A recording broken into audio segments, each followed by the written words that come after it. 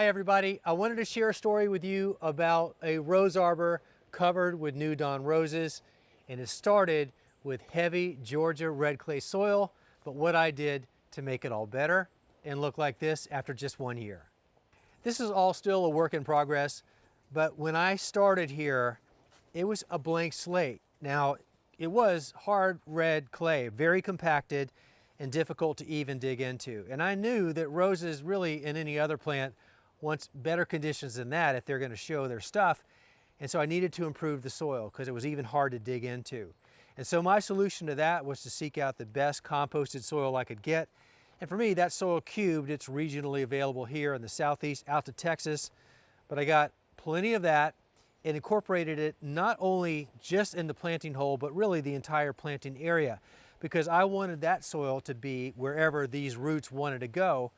And the more of the good stuff they could find, my plan was for the roots to go out to find it.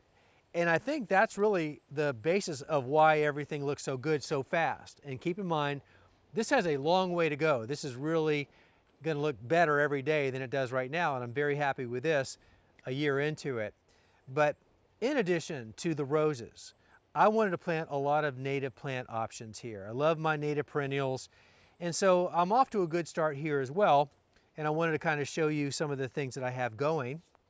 For example, this wild bergamot, this is Monarda. This is a great attractor of all kinds of pollinators and butterflies. When these open up as flowers in just another week or two, these are going to be spectacular, and the insect activity on this plant alone is going to be incredible.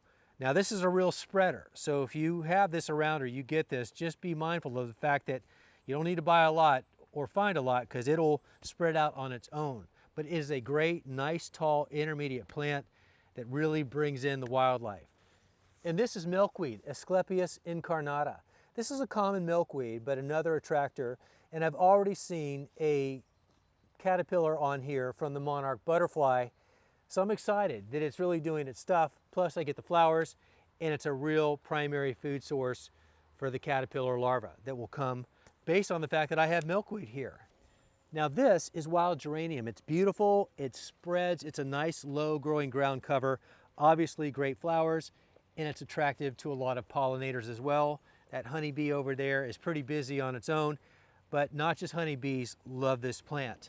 And I also have liatris scattered around here. That's blazing star. And another native plant I have incorporated throughout here, recently planted, is Coneflower, Echinacea purpurea. And that's a native plant, of course, and beautiful for especially when it's in bloom, those tall flower spikes.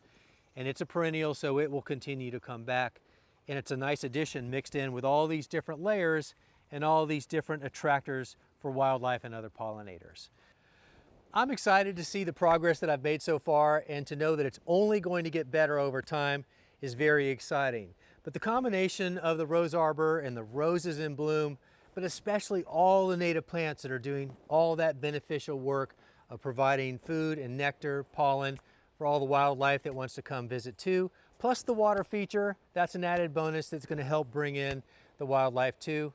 I'm really loving how that dead wall that didn't have anything in front of it before is now coming to life in a lot of ways. And thankfully, that's happening because of the time I took at the very front end to improve that soil and make that all better so the plants would respond really well. And fortunately, I had some good composted soil to do that.